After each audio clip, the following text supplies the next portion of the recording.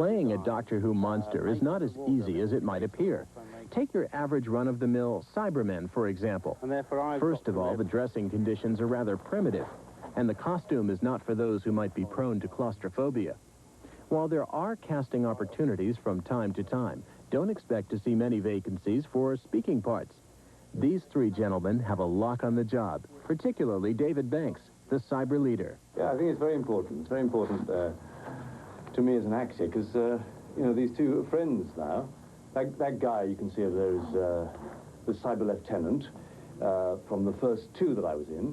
And the other one standing next to him, it was the cyber lieutenant for the last one I was in. And as there were three speaking Cybermen in this program, we thought it'd be rather nice if we brought us all together. Because Cybermen do chat to each other between takes.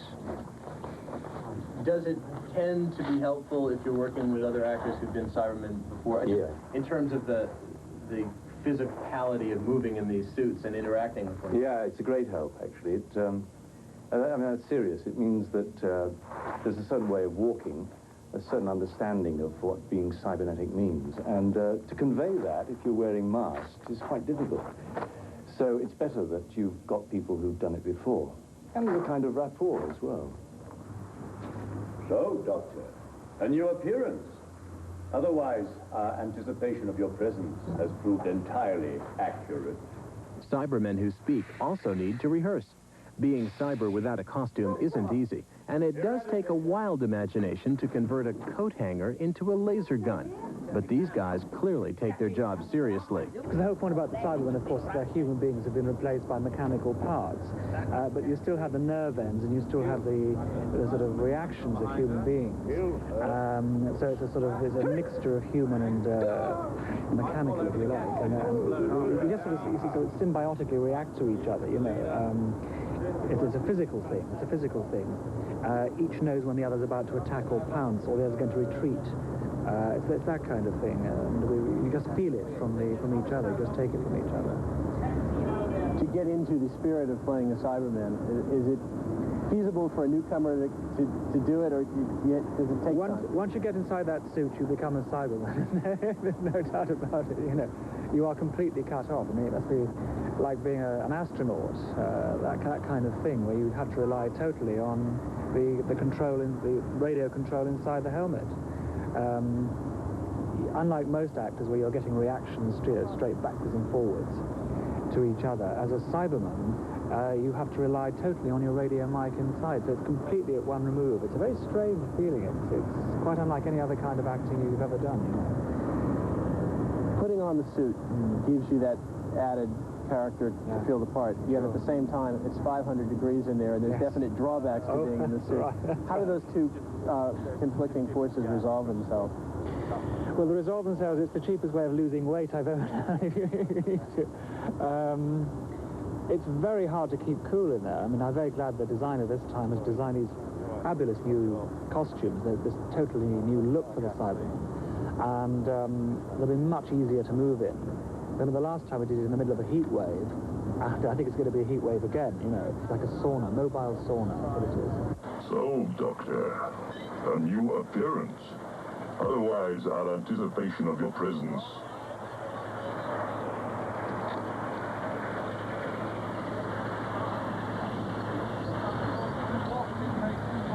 I can't hear, sorry.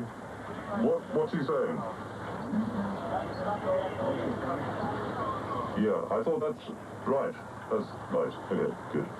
Have you got that? What I'm doing is, I'm walking forward 2 paces, I say my dialogue, and then there's firing, and then I say, eradicate them, and you move forward on that.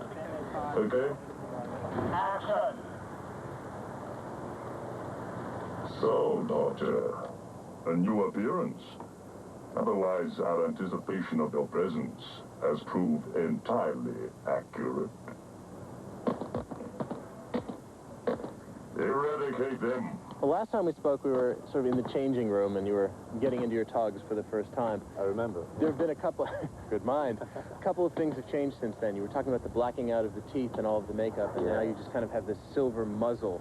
Can you talk about the change and the reason for it? Well, it's a good change from our point of view, because we've always had our teeth blacked out, which which is a horrible process, having to put this enamel on your teeth. And we found, when the producer looked very closely at the helmet when it was on, that you could see anyway that it was a mouth, which isn't the point. So what happened was we found a little bit of silver tape. I think a sound man had it. We've strapped it across the hole in the front of the helmet, and all you see now is the chin bit. So instead of having a hole, a black hole here, all you get is kind of movement like this. So that means that the makeup job is a simple wipe with silver, and then we're on. Now, the helmets have been modified a little bit, and while yours is back having a radio microphone installed right now. Yeah. Can you tell me about the difference now that you've actually seen them? Again, before you hadn't. Well, there's a lot more room in them. Yeah, they're fatter. They seem to be a bit dangerous. This always happens with new technology. You might have seen my compatriot, Cyberman, being taken out of his helmet with a bleeding ear. He found himself trapped in there, something sticking in his ear, very sharp. When we took his helmet off, it got a hole up here, and it was streaming with blood. That was because some of the silver gauze on the side had dug into his ear. Now they've been strapped up. So, but we'll get these problems, we'll find. Like our feet, I'm sure our feet are going to have some problems sooner or later. It's much better the way that the Doc Martens are covered, but it's only Velcro that's holding them down. And so we're going to have some shots, I think, where we're going to say, "So, doctor," and then you get... These suits are designed to be cooler. Today's a pretty sunny day, probably mid-70s.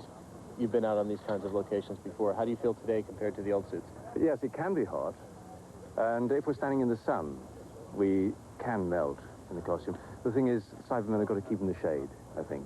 That's what I'm going to be ordering my troops to do. So I've got my helmet here. Yeah, I've got my helmet here. Look, you see inside. This is the microphone that I speak into, just there. And it leads down behind this, and I've got a transmitter just in there, tucked away very neatly. That plugs in, and then whenever I speak, it's picked up over the waves and fed through harmonizers to make their voice faster. Written a book on the Cybermen. He describes the process. Well, we close with a look at Cybermen in action. There have been 9 different cyber stories, and each one of them is fascinating because it kind of hints at where the Cybermen have come from, hints at their mythology. So I took it upon myself to bring it all together and write a history. Now, this isn't a definitive history, but it's all based on the facts presented in the stories. And that's one section of the book. And there are another 3 sections. One of them is all about the minute details of the making of each of the stories. There's another, which is an essay about the implications of Cybermen, where they came from in conceptual terms. It's called Concept. I found that probably the most exciting to write. And then there's a section which contains all the facts and figures, all the people who've ever appeared in cyber stories, all by name, all the technicians, everybody. And also a view from my publisher, who's also the artist, Andrew Skilleton, Doctor Who artist, about what Cybermen might turn into.